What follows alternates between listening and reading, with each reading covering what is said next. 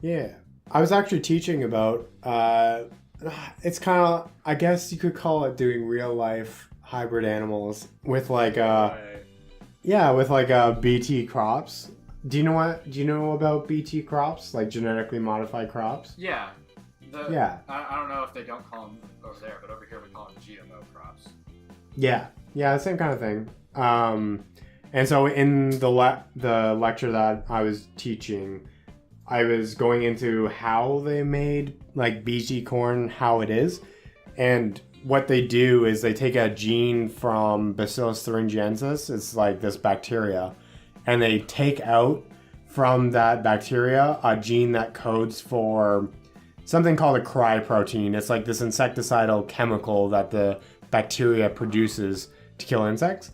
And they take that gene and they put it into a plant, and so now the plant can produce that protein, and that's how they make genetically modified organisms.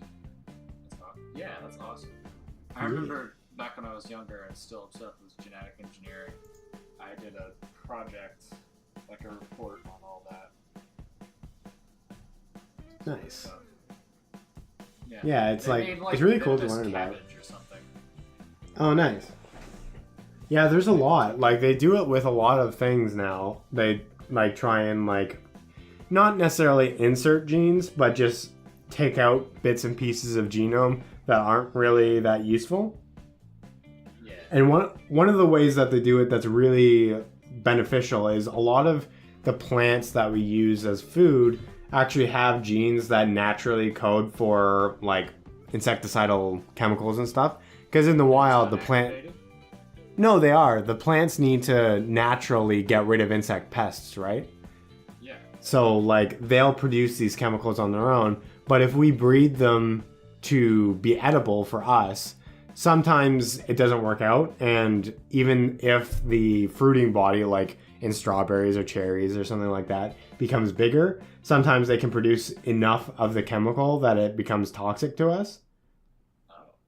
So one of the things that they do with genetically modified organisms is they'll take out the gene that codes for that insecticide or that pesticide or whatever that plant produces entirely. So there's no chance of that happening. Yeah. Yeah. I remember they've made glowing cats poisonous, not poisonous to humans, but like they took a scorpion venom that's like only poisonous to insects and put it in like cabbage or lettuce or something. Yeah. And they put it in there so the so the bugs that actually eat the cabbage will get poisoned, but like bees and other pollinators won't because the pesticides don't get in. Yeah, and so that happens too, is like the pesticide will only be found in like say the leaf tissue rather than the pollen. Yeah. Or it won't be like sprayed around so it's not in the air. Yeah, exactly.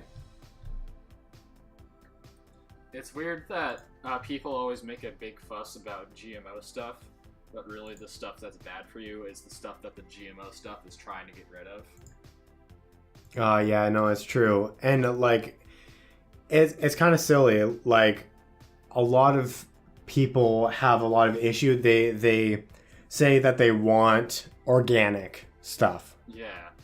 And realistically, I would say like 95% of the chemicals we use, they're all derived from plants. Like even a lot of the chemicals that we use as pesticides, we don't actually produce them ourselves. We grow the plants and then we take out the chemical from them and then we use it in a more concentrated form. Yeah. So what's your favorite breed of ant? Do they come in breeds? Is that a thing? I think it's more species. All right. People don't typically breed ants. Ant farmers, man. Yeah. Well, I mean, it's true. I have some of my own ant farms. Oh, well, of course you do. You're the ant man. Yeah, that I am. I would say my favorite species is a species called Aphaenogaster picea. It's what's known as a keystone species.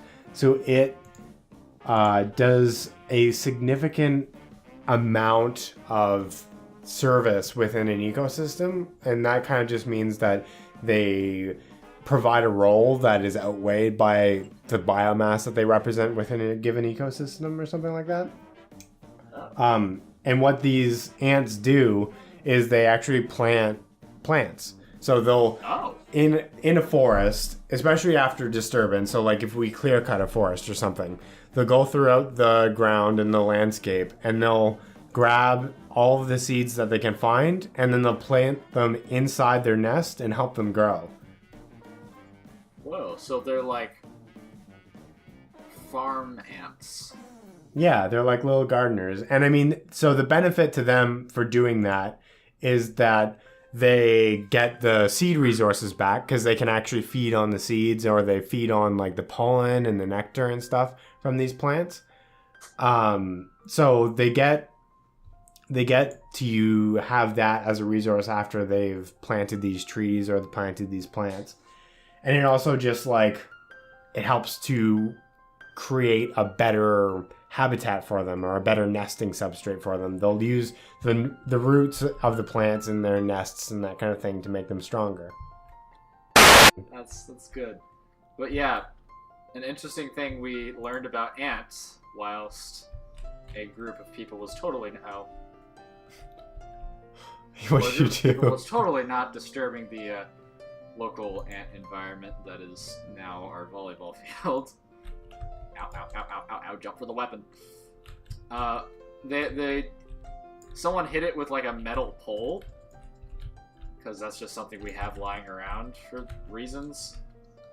And they left the metal pole in there, and then like within an hour, because this was during lunch, at the end of lunch, they had built their nest around the pole. Yeah, it's amazing how fast they can react to that kind of thing. And yeah, it happens. It's insane. Like, we watched it in real time because they were like right next to us. Yeah. One of the things that they'll do often, especially during like rainstorms, is they'll create these kind of irrigation systems, or systems that'll help divert the water away from the nest. And they'll do them like super fast. They'll like build these tunnels in the ground that'll help like funnel it away from their nest as it's flooding the surrounding area and that kind of thing. It's a behavior that's really present in tropical rainforests. So they found like that some of the I guess tactics that ants use to make these tunnels are really useful for when we're modeling our own nesting substrates, or but yeah, and like it's amazing like the adaptations that ants can like do for that kind of thing. One of the things that they'll do in tropical rainforests as well, especially if they're like arboreal or they nest in the trees, there's a role that one of the ants will play in just like drinking as much water as they can from the nest and then spitting it outside. So like they kind of like it's like paling the water out of the nest, similar to what you do. Redistribution ant. Yeah, it's similar to what would happen in like a ship if the ship was starting to flood. I see. I have 6 health.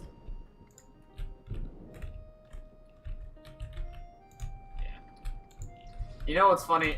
They say if you want to get rid of a fear you have, you just have to learn about the things that you're afraid of. Yeah. I found that in my case with spiders, learning about them makes me more terrified of them. Oh, yeah. Because you can learn about all the terrifying things that they can do. I mean, that's true. That's part of it. Like, there are some pretty scary things in, like, their arachnids. But I think, like, especially, like, people are usually afraid of the big things or the things that move fast. A firecracker. They're afraid of the things that move fast or that, like, are big. But the tarantulas, a lot of them are actually the most, like, docile spiders in the entire like order of arachnids or the class. Oh yeah, of because arachnids. like people will keep them as pets. I've seen. My Yeah. old science teacher used to have a pet tarantula. Yeah. Shelob. Ah, cool. Get back here. Where are you? I gotta go fast. Oh, did you get the Sanic? I got the sanding. Oh, there you are. Just need you to run out of that. Oh. I did this. Alright, now I need to find you. It's hard with this GUI in the way. I know. But yeah. Oh, game over. I'm afraid of very many spiders. Namely, most of them. Of course, you've got like the famous ones like the Black Widow and tarantulas. And the wolf spider, which is a whole nother brand of terrifying. Yeah, they could move pretty fast. Yeah. So learning about spiders just makes me more scared of spiders. Sometimes you just got to be exposed to them too, though. Like, one of my old lab mates, she, yeah, but she works at like a reptile zoo, but they also have a big insect collection. And one of her jobs was that she would show the families and kids about these insects, and they have a lot of tarantulas, and get them to like kind of go on their hands and that kind of thing. But throughout all of that, the one thing that she said was always amazing was that the adults they ended up like warming up to them pretty quickly. Like, once you see them in real life and how slow they can be and like how they don't actually do anything, especially when they're on somebody else's hands, like it really gives you an appreciation for how docile they can be and how like easy to handle they are, and how they only really will react to you if you negatively impact them. Well, I've got a friend who owns spiders. A furry friend. Nice. Yeah, and he's like, look at this giant spider that I have now. I'm like, no. I'd rather not, but you should. You really should be, just to try it. Or you don't even have to like put it on your hand, but you can like see them handle it maybe. That might be the first step. step. Well, they live all the way in South Africa, so that's not gonna happen. Oh yeah, that's true. That's hard. The hard thing about the furry community is like you get lots of people spread out. It's the difficult thing and the awesome thing, really.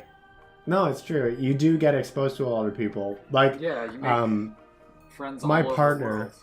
Yeah, exactly. My partner, like, one of the things that he notes all the time is his profession is super outside of anything like military, but he has a lot of friends that are in military just because of the furry fandom, and he loves getting that experience.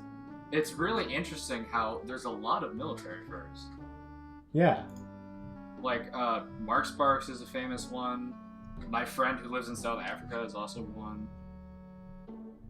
It's really cool how people, they stereotype this fandom as a bunch of weak nerds who sit in basements, but a lot of them are really kind of badass.